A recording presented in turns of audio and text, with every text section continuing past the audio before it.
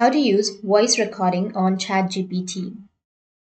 So, if you want to use voice recording on ChatGPT, or if you want to convert speech to text, then first make sure that you have a stable internet connection. After that, you need to go and open up your ChatGPT application if you have, or you can go with your browser. Now, here, as you can see, that you'll have the three dots from where you'll be able to create an image or ideas or concepts.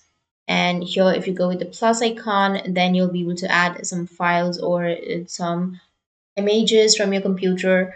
Now, here we don't have an option of voice recording. So, in order to use voice recording, what you need to do is you just need simply press Windows and H keys together. After that, you will get this Microsoft Speech Services. You need to just click on this microphone and it will start the voice typing. So, click on it. Once you click on that, as you can see, that it will start the speech to text. So that's it. And if you have any questions, feel free to comment below. Thanks for watching.